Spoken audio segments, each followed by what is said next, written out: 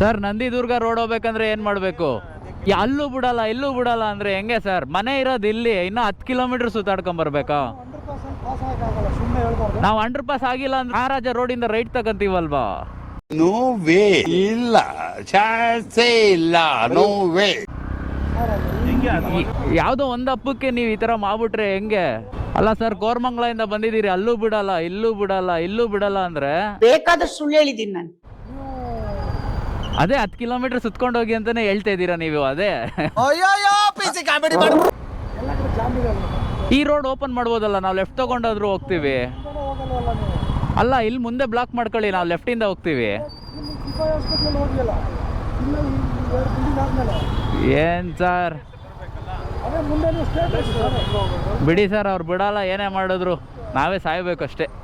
ಅಣ್ಣ ಹೋಗೋಣ ಸ್ವಲ್ಪ ಮುಂದೆ. ಏನ್ ಕತೆಗಳು ಗುರು ಇವ್ರದು. ಅವ್ರುಗಳು ಏನು ಮಾಡಕ್ ಆಗಲ್ಲ, ನಮ್ಗೆ ಅರ್ಥ ಆಗುತ್ತೆ. ಮುಟ್ಟಿದ್ರೆ ತಾನೇ ಅಲ್ಲಿ ಮುಟ್ಟಕ್ಕೆ ಆಗಲ್ಲ, ಮೀಟ್ರು ಬೇಕು.